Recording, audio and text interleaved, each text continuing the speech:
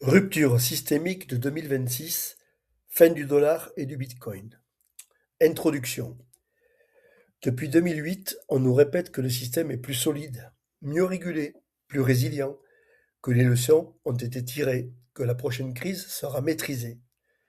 Et ce que je vais vous montrer aujourd'hui, chiffres incontestables officiels à l'appui, c'est que nous sommes entrés dans une zone où le système ne peut plus être sauvé comme avant. Pas à cause d'un choc isolé, mais parce que 12 fractures systémiques majeures convergent en même temps aux USA. Ce n'est pas une prophétie, c'est une cartographie du réel. Pas besoin d'être économiste ou expert, tout sera explicité de manière simple, compréhensible par tous et approfondie sur mon blog. Cette analyse est une prolongation du chapitre concernant les USA issu de mon ouvrage La fin de la science économique, le début de l'âge d'or, publié en français, espagnol et anglais, que vous pouvez commander dans n'importe quelle librairie ou en ligne. Fracture numéro 1. Le mur du refinancement CRE. Tout commence par un mur de refinancement. Le CRE, Commercial Real Estate, qui désigne à l'immobilier commercial, bureaux, centres commerciaux, hôtels, entrepôts logistiques. C'est l'un des piliers du système financier américain. Il connaît actuellement un taux de défaut de 8,78% d'après Creed IQ, dont les données sont régulièrement citées en première page du Wall Street Journal et de Bloomberg.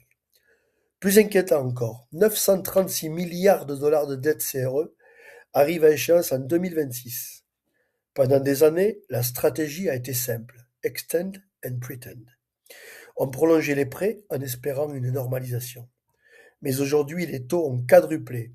Refinancer coûte plus cher que ce que ces actifs rapportent. Le problème n'est pas la valeur faciale des immeubles, le problème, c'est que le financement n'existe plus. Fracture numéro 2, multifamily. Le multifamily, ce sont les crédits concernant les immeubles résidentiels locatifs, souvent détenus par des fonds institutionnels. Les prêts sont titrisés en CMBS, Commercial Mortgage Backed Securities, des produits financiers adossés à des prêts immobiliers commerciaux. Aujourd'hui, le taux de délinquance CMBS multifamily dépasse 6,6% et le pourcentage de ces prêts qui sont en difficulté, impayés, défaut de paiement ou risque élevé de défaut est de 11,6% d'après Creed IQ. Et quand le multifamily tombe, la contagion touche le résidentiel classique.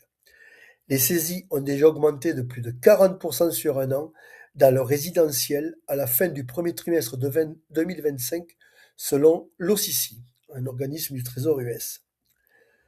Fracture numéro 3, l'equity gap, le point de non-retour. Parlons maintenant de l'equity gap. L'equity gap, c'est l'écart entre la valeur réelle d'un actif et le montant de la dette associée. Aujourd'hui, les valorisations sur l'office CBD ont chuté de 43,9% sur les 3 dernières années, selon MSCI et CoStar. L'office CBD désigne les immeubles de bureaux situés dans les Central Business Districts, CBD, c'est-à-dire les cœurs économiques des grandes métropoles. Environ 300 milliards de dollars de dettes de bureaux, dans CBD, arrivent à maturité d'ici fin 2026, un equity gap massif. Entre 100 et 120 milliards de dollars environ de valeur d'actifs disparaîtront en 2026. Fracture numéro 4, le shadow banking, la zone non sauvable. Près de 60% de l'immobilier commercial américain n'est plus financé par les banques traditionnelles. Il est financé par le shadow banking. Fonds privés, véhicules opaques, structures non bancaires. Il ne s'agit pas d'une finance mystérieuse, il s'agit d'une finance qui échappe à tout contrôle. À l'échelle mondiale, cela représente environ 256 000 milliards de dollars. Ces entités ne sont ni régulables comme des banques, ni secourables par la Réserve fédérale. Quand ça casse ici, personne ne peut intervenir. Fracture numéro 5. Les défauts de crédit en cascade. Les subprimes automobiles atteignent des records historiques de défauts. Les ARM, Adjustable Rates Mortgages, sont en train de se réajuster. Un ARM est un crédit immobilier à taux variable. Quand les taux montent, les mensualités augmentent automatiquement. Pour les crédits ARM 2019, cela représente plus de 400 $ par mois en 2026. Plus de 200 $ pour ceux de 2020. Les 2 années qui concentrent la plus grande quantité de ces prêts. Un effet multiplicateur catastrophique. Les cartes de crédit et le BNPL. La dette totale sur cartes de crédit a atteint 1230 milliards de dollars au troisième trimestre 2025, un record. Les défauts sur cartes de crédit augmentent et devraient s'approcher au mieux des 4%, soit 50 milliards de dollars de pertes. Le BNPL, Buy Now, Pay Later, acheter maintenant, payer plus tard, est sous pression. C'est du crédit déguisé, utilisé quand le revenu ne suffit plus. Le consommateur est déjà au maximum, il n'absorbera pas le choc. Le BNPL représente environ 50 milliards de dollars en 2026, dont une partie conséquente fera défaut. Le solde total de la dette étudiante américaine, fédérale et privée, s'élève à environ 1800 milliards de dollars en 2025. 31% des emprunteurs ont déjà plus de 90 jours de retard. D'après le Congrès, le montant des défauts en 2026 ne sera pas de 117 milliards, mais de 234 milliards de dollars. Le double si tout va bien. Fracture numéro 6. La bombe à retardement des produits dérivés. Pour 231 000 milliards de dollars de produits dérivés aux USA, on parle en trillions de dollars, les banques ne déclarent aujourd'hui que 252 milliards de pertes potentielles. C'est ce qu'on appelle le NCCE, Net Current Credit Exposure, la facture nette immédiate qu'une banque doit payer quand toutes ses contreparties font faillite. On a augmenté le volume des contrats de 37% depuis 2008 et le NCCE a été divisé par 2 depuis 2008, passant d'un ratio de 0,22% à 0,11% environ, alors que l'étude d'Harvard explique que le véritable ratio du NCCE devrait être multiplié par 2. On a donc un ratio NCCE qui doit être aujourd'hui multiplié par 4 en réalité pour couvrir les pertes immédiates. En 2026, avec le même choc, la facture ne sera pas de 250 milliards, mais de plus de 1000 milliards. Mais il y a pire. Le FMI a identifié un déficit de garantie réel, le collatéral, de 2000 milliards de dollars d'impact pour 2008. Un NCCE x 5. Pour résumer, le NCCE réel ne devrait pas être multiplié par 4, mais par 20. Donc 250 x 20 égale 5000 milliards de dollars que la finance US devra absorber en 2026 en cas de crise systémique. Concentré à 86,3% sur les 4 banques US qui tiennent le marché, JP Morgan, Goldman Sachs, Citibank National, Bank of America, l'impact sera colossal et devra être absorbé par la Fed, la fameuse privatisation des profits et socialisation des pertes. Ce sera le gel du crédit aux USA. Le NCCE, c'est-à-dire l'exposition réelle directe et indirecte, a donc un taux qui devrait être de 2,2% et non de 0,11%. Donc multiplié par 20, ce que j'explique depuis des années. Pour les chercheurs qui rêvent de connaître le véritable impact des produits dérivés OTC, voici le chiffre exact. La finance moderne a réussi à rendre l'apocalypse invisible par la sémantique et la complexité mathématique. Avec un facteur 20 entre l'exposition déclarée et la réalité, le mythe de la régulation de la finance est détruit. Fracture numéro 7. Le chômage caché et la précarité. Regardons maintenant l'économie réelle.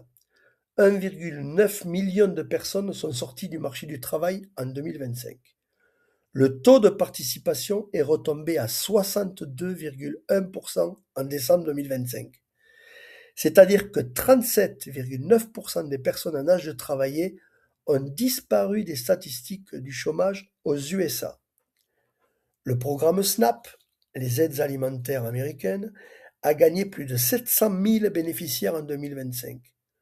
Le chômage officiellement, par omission. La précarité, elle, ne ment jamais. Fracture numéro 8, le marché repos, le gel final. Le marché repos est le système sanguin de la finance. Il permet d'échanger des titres contre de la liquidité à très court terme. L'Office of Financial Research, OFR, a évalué le marché repo américain à environ 12,6 trillions de dollars par jour, ou 12 600 milliards de dollars par jour au troisième trimestre 2025. Aujourd'hui, les haircuts, les décotes, on prête moins, ont doublé depuis 2022 sur les CMBS et les CLO, des titres financiers. Et la contagion touche les crédits classiques. Cela signifie qu'avec les mêmes titres, on obtient moins d'argent, entre 10 et 20%, moins 20%. On aura un impact d'au minimum 10-15%, le scénario de 2008, sur le repos. Un trou potentiel de 1260 milliards de dollars par jour, à 10%. Si tout va bien, je répète, si tout va bien, dans le repos en valeur de financement. Quand le repos se bloque, la liquidité disparaît et le système financier se congèle. Fracture numéro 9. Accélération algorithmique et IA. Cette crise ne ressemblera pas à 2008. Elle ira beaucoup plus vite. Aujourd'hui, les algorithmes de trading fonctionnent à des latences de l'ordre des microsecondes, des millions de fois plus rapides que les réactions humaines, ce qui change fondamentalement la dynamique des marchés. De très nombreuses études convergent pour démontrer que le HFT, High Frequency Trading, le trading à haute fréquence, couplé à l'IA, crée un environnement où les crises peuvent se propager plus rapidement avec une plus grande ampleur. L'Official Monetary and Financial Institution Forum, on l'appelle l'OMFIF, un think tank international spécialisé en politique monétaire, stabilité financière et marché financier, nomme ceci l'herding algorithmique, l'effet de troupeau automatisé. L'effet de troupeau automatisé. Ce que les institutions documentent, notamment via des forums comme l'OMFIF, c'est le phénomène des systèmes d'IA entraînés sur des données similaires, utilisant des modèles de risque comparables, réagissant simultanément aux mêmes signaux. La conséquence est un changement d'échelle temporelle des crises.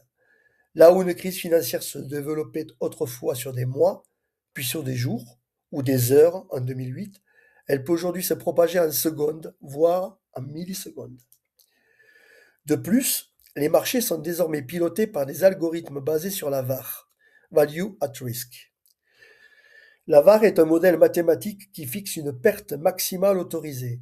Quand ce seuil est dépassé, les algorithmes vendent automatiquement, sans réflexion, sans arbitrage humain.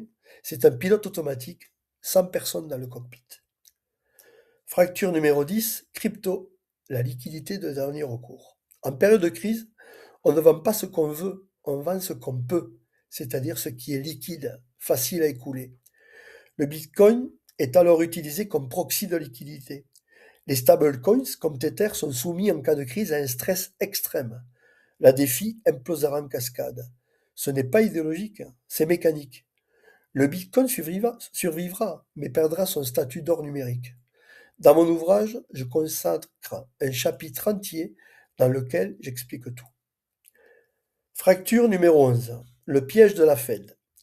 La Réserve fédérale est coincée. Son bilan dépasse 6 600 milliards de dollars. Cela représente 24% du PIB américain. En 2008, ce chiffre était de 6%.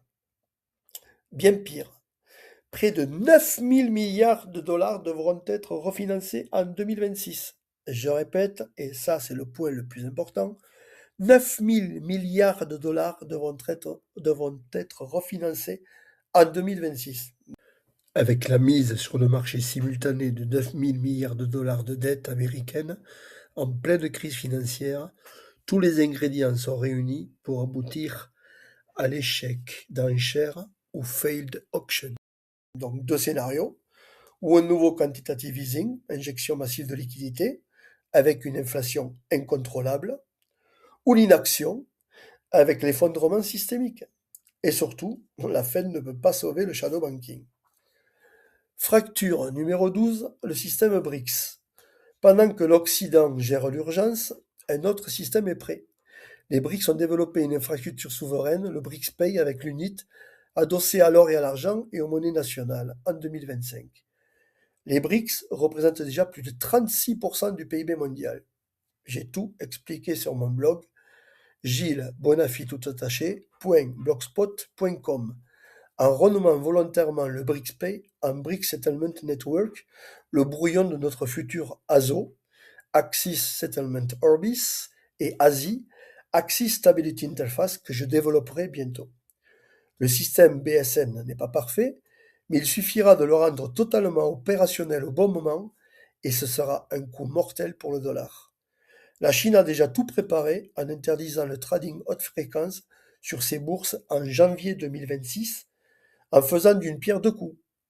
Elle protège ses bourses du choc qui va venir et elle protège le système BRICS Pay.